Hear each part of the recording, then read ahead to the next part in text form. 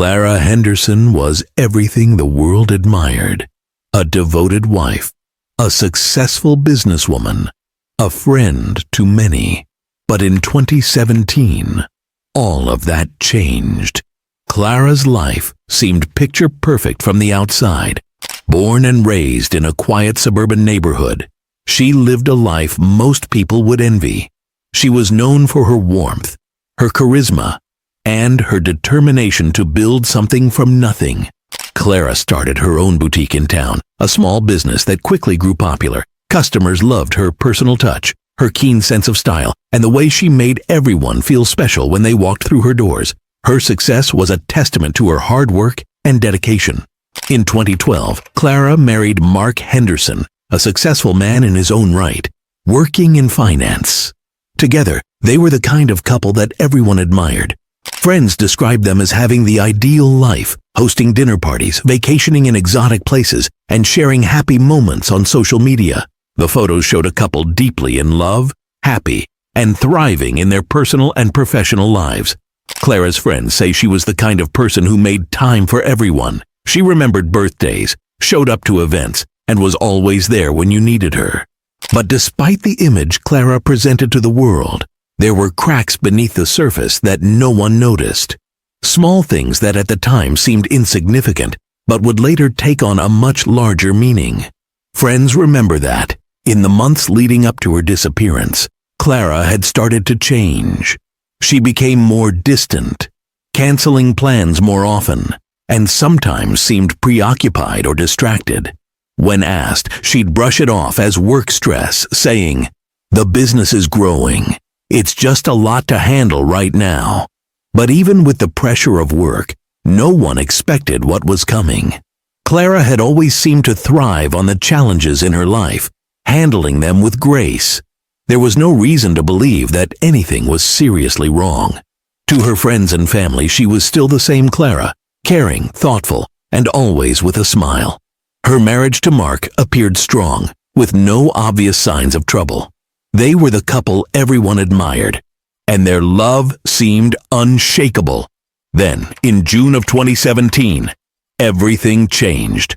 Night of June 12th, Clara left her shop like she had done hundreds of times before. But that night, something was different. Clara was last seen leaving her boutique at around 7:30 p.m. It was a quiet evening, and there was nothing unusual about her behavior that day. She had gone through her usual routine at work, chatted with a few regular customers, and locked up the shop as she always did. But by midnight, Clara still hadn't come home, and her husband, Mark, began to worry. He called her phone repeatedly, but it went straight to voicemail. At first, he thought maybe she had gone out with friends or lost track of time. But as the hours ticked by, his concern turned to panic. By the early hours of the next morning, Mark called the police to report Clara missing. The police took the report seriously. Clara wasn't the type of person to disappear without telling anyone where she was going, and there had been no signs of trouble in her life. Officers immediately began searching for her, checking local hospitals and contacting friends and family to see if anyone had heard from her. But no one had. It was as if Clara had simply vanished. 2 days later, her car was found. It was abandoned on a remote road nearly 50 miles away from her home.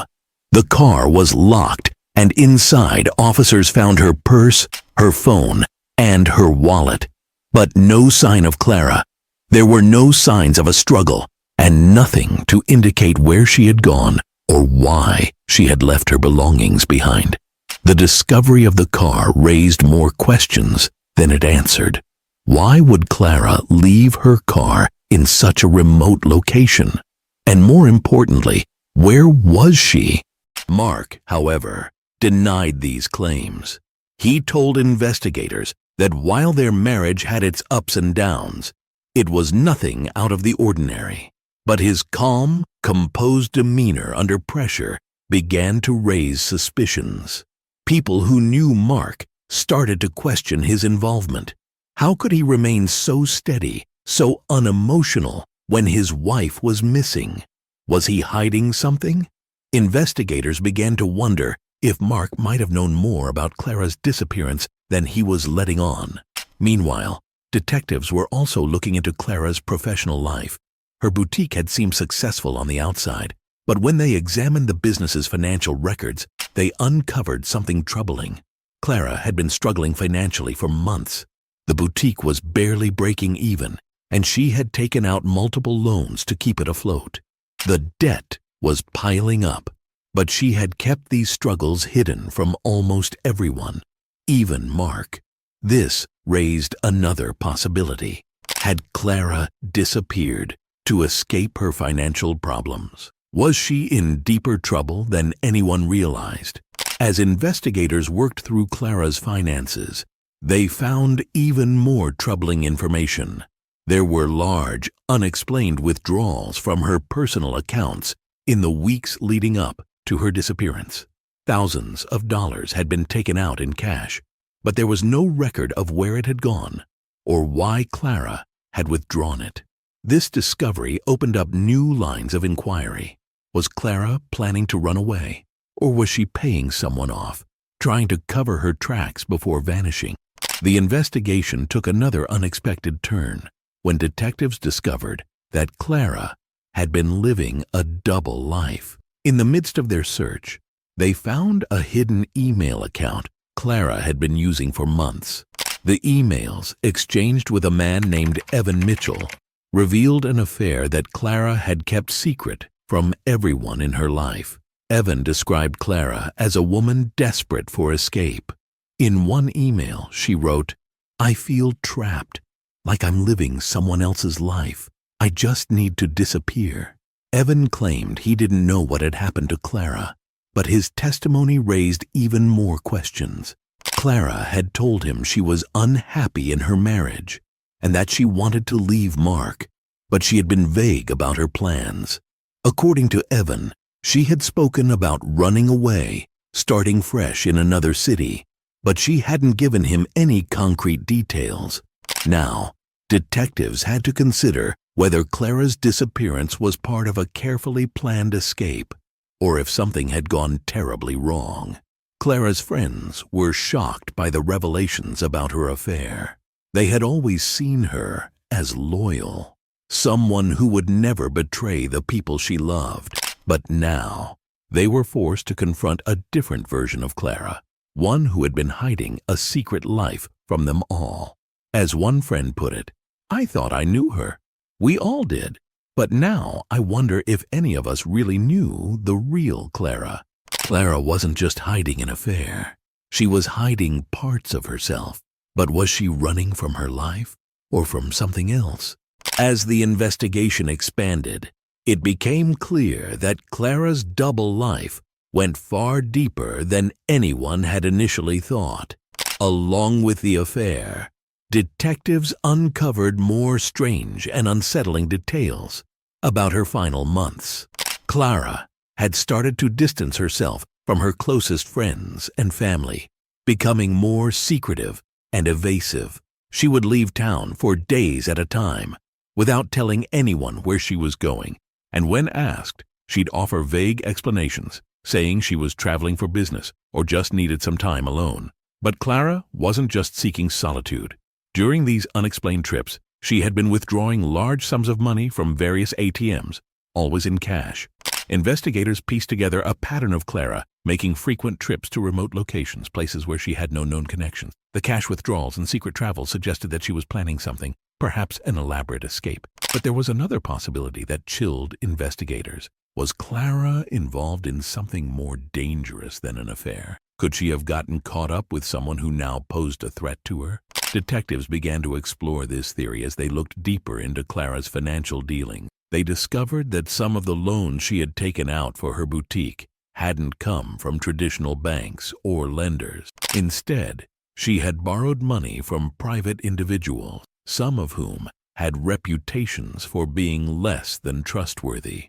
These shady loans opened up the possibility that Clara had gotten herself entangled with dangerous people. Was she being blackmailed? Had she been pressured into disappearing to escape a debt she couldn't repay. The investigation took another dark turn when an anonymous tipster contacted the police, claiming to have seen Clara meeting with a mysterious man just days before she disappeared. The caller described the meeting as tense, with Clara appearing anxious and agitated. The man's identity was unknown, and the police were unable to track him down. But the tip raised the possibility that Clara hadn't disappeared voluntarily, that someone might have forced her to go into hiding. With so many conflicting clues and unanswered questions, detectives were left to consider multiple theories. Had Clara staged her own disappearance to escape her crumbling marriage and financial problems? Had she been taken by someone she owed money to?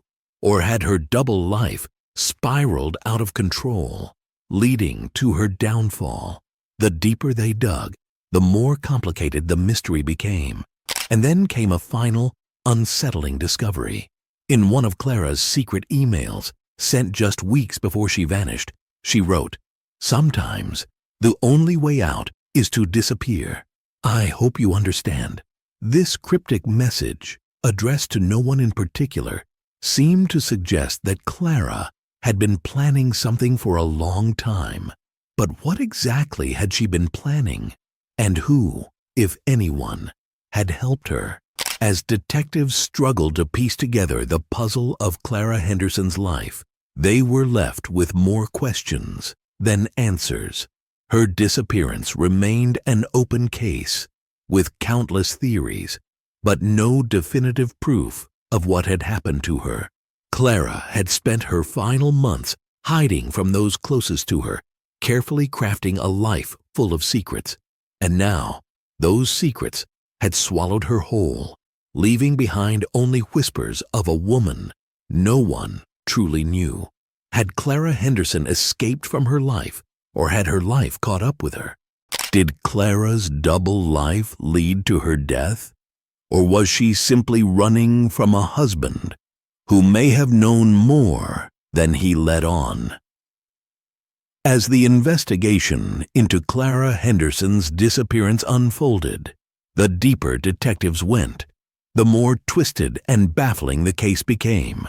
With Clara's affair exposed, the focus shifted sharply to her husband, Mark Henderson.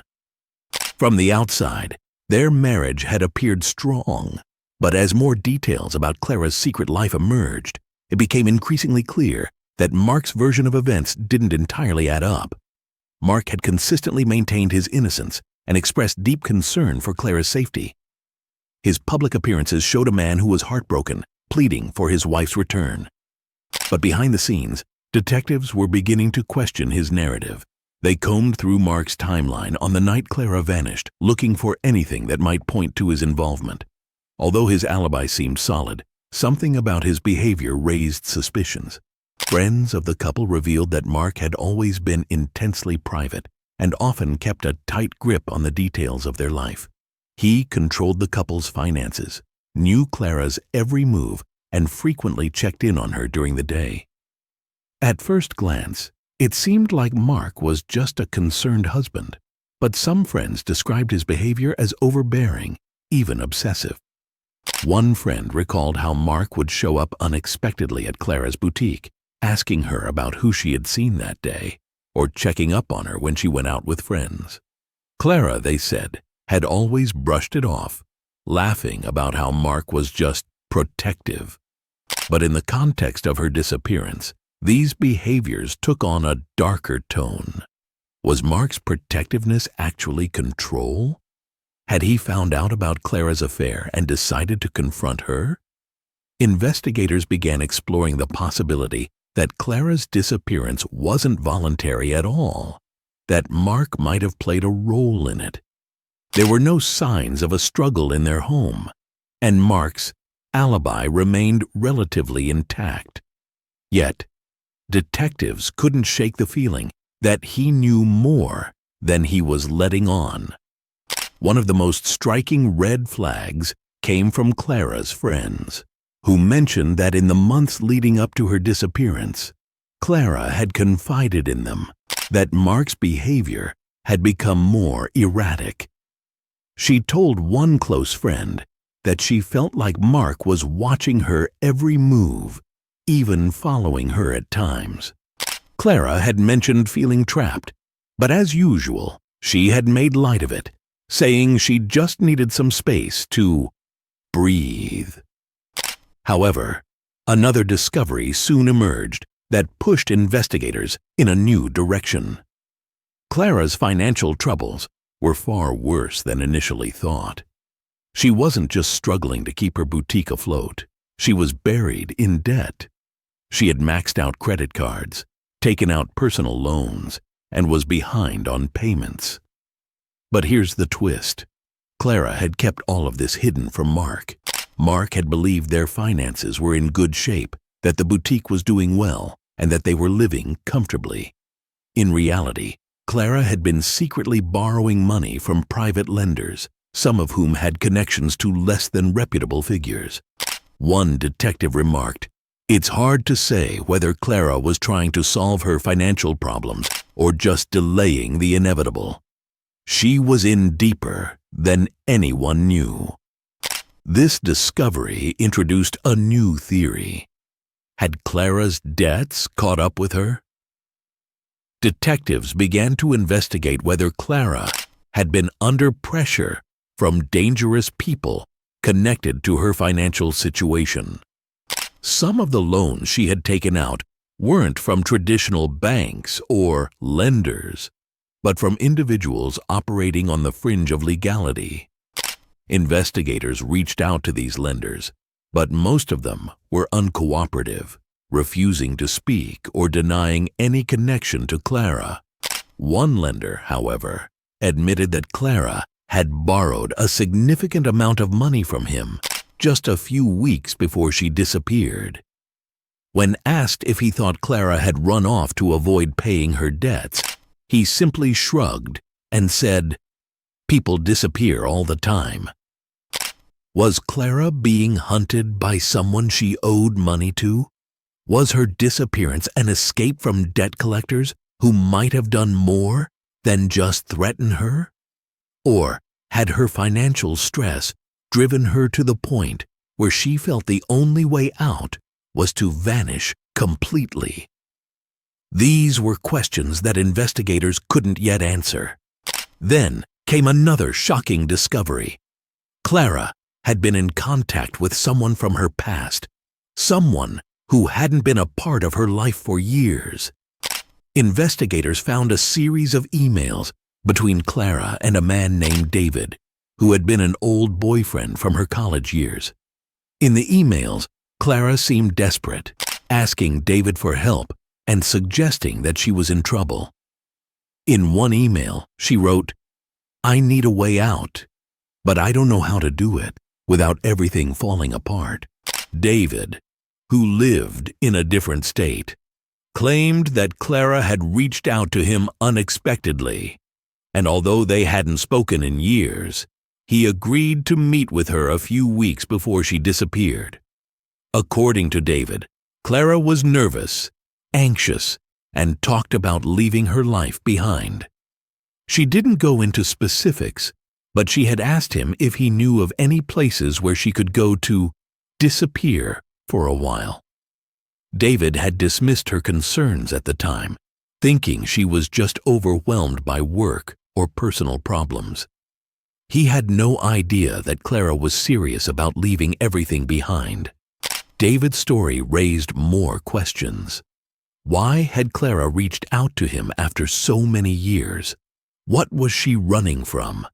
And most importantly, had she followed through with her plan to vanish, or had something gone horribly wrong? Investigators were torn between two theories. Clara had staged her own disappearance to escape her crumbling life, or she had been forced to disappear by someone far more dangerous. As they continued to dig into Clara's past, detectives found even more troubling information. Clara had made several large cash withdrawals in the weeks before she disappeared, each one from a different ATM in different towns. The total amount was staggering, far more than she would need for a simple getaway. This pattern suggested Clara was preparing for something, either to fund her escape or to pay someone off. But who and why? With every new discovery, the mystery of Clara Henderson's disappearance became more complex. What had started as a straightforward missing person case had now become a tangled web of lies, secrets, and conflicting motives. Was Clara a victim of her own choices, trapped in a life she no longer wanted? Or had she been targeted by someone who wanted her gone, someone who had forced her to disappear? The answers were elusive, and as the investigation continued, it seemed that the more detectives uncovered, the further they were from the truth. But then, just when it seemed like they had hit another dead end, an anonymous tip arrived that would send the case in an entirely new direction. A tip that would either reveal what had truly happened to Clara Henderson or plunge the case into even deeper mystery. Was Clara a victim of her own choices, or had she been forced to disappear by someone far more dangerous? As the investigation into Clara Henderson's disappearance dragged on, the pressure on detectives to solve the case only grew. Each new piece of evidence seemed to pull them in different directions, and no clear answers emerged. But then, an unexpected break in the case came through an anonymous tip that added yet another twist to the tangled web of Clara's life. The tip claimed that Clara had been seen boarding a ferry to Canada just days after her car was found abandoned. The caller provided specific details. Clara had been wearing a pale blue coat, her hair pulled back, and she had been traveling alone. According to the tipster, Clara had seemed nervous, frequently looking over her shoulder as though she feared someone was following her.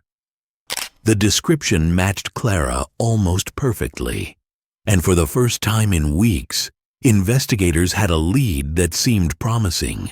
Detectives immediately followed up on the tip, reaching out to ferry operators and border officials. Surveillance footage from the ferry terminal was pulled, and although it was grainy and difficult to make out, it did show a woman in a blue coat boarding the ferry on the day in question. The footage wasn't clear enough to definitively identify the woman as Clara, but the resemblance was striking. This lead reignited the theory that Clara had staged her own disappearance. Had she managed to escape across the border, fleeing from her debts, her troubled marriage, or something even darker?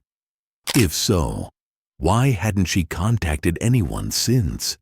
What had driven her to such desperate measures? Investigators began to focus on the possibility that Clara had meticulously planned her escape, using her financial troubles and the affair as distractions while she disappeared into a new life. But even as they pursued this theory, other pieces of the puzzle continued to complicate the picture. For one, Clara hadn't taken any of her personal belongings with her. Her phone, purse, and wallet had all been left in the car. If she had planned to run away, why wouldn't she take the essentials?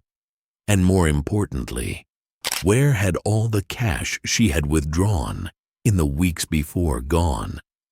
The anonymous tip seemed plausible, but the detectives couldn't ignore the inconsistencies. To complicate matters further, investigators discovered that Clara had recently taken out a new life insurance policy, with Mark as the sole beneficiary. This revelation raised even more questions about Mark's possible involvement. Was it a coincidence that Clara disappeared so soon after the policy was put in place? Or was it something far more sinister? Mark, of course, denied any knowledge of the policy's timing, claiming that Clara had handled all of their financial matters. But this discovery made it difficult for detectives to ignore the possibility that Mark had a financial motive in Clara's disappearance. Mark's alibi remained solid, but his behavior during the investigation continued to raise eyebrows. While he had made public pleas for Clara's safe return, privately, he had begun to distance himself from the case. Friends and family noticed that he had become less involved in the search efforts and had even started selling off some of Clara's personal belongings. When questioned about this, Mark explained that he was trying to move on. But to many, it seemed like he was giving up hope far too quickly. Meanwhile, investigators continued to look into Clara's connections to the private lenders she had borrowed from. They discovered that one of the lenders had a history of using intimidation tactics to collect debts, and there were rumors that Clara had been receiving threatening phone calls in the weeks leading up to her disappearance. These calls had never been reported to the police, and Clara hadn't mentioned them to her friends or family. But detectives found phone records that showed numerous late-night calls to her personal number from an unknown source. The idea that Clara had been pressured or even forced to disappear by someone she owed money to became more and more plausible. Perhaps she had fled out of fear for her life, or maybe someone had forced her into hiding to avoid a public scandal. But without concrete evidence, these remained only theories. The pressure on detectives to find answers grew more intense. The media had picked up on the story again, focusing on the various twists and turns in the case. Public opinion was split. Some believed that Clara had run away to start a new life, while others were convinced she had been the victim of foul play, possibly orchestrated by her husband or someone she had crossed paths with in her secretive dealings. As the investigation entered its 6th month, frustration mounted. Detectives re-interviewed everyone involved, trying to find some new angle that would break the case open. But the more they dug, the more elusive the truth seemed to become. Clara's life, which had once appeared so simple and straightforward, had become a maze of secrets, lies, and conflicting stories. And then came one final chilling discovery. In a storage unit Clara had rented under an alias, investigators found a small collection of personal items, old photos, childhood mementos, and a stack of journals. The journals covered the last 5 years of Clara's life, chronicling her rise in the business world, her marriage to Mark, and, eventually, her affair with Evan Mitchell. But as detectives read through the journals, they noticed a disturbing shift in Clara's writing. In the months leading up to her disappearance, her entries became darker, more paranoid. She wrote about feeling trapped, about not knowing who she could trust, and about the overwhelming pressure she felt from all sides. One of the final entries stood out. "I don't know how much longer I can keep this up. Everyone thinks they know me, but they don't. I'm not the person they think I am. I've been lying for so long that I'm not sure who I am anymore. I just need to disappear. It's the only way out." The discovery of these journals painted a picture of a woman on the edge, someone who had been living a lie for so long that she felt there was no escape. But it also left detectives with a haunting question. Did Clara choose to disappear, or did someone force her into it? As the case wound down, it became clear that Clara Henderson's disappearance might never be fully solved. The investigation had revealed so many layers to her life, each one more complex than the last.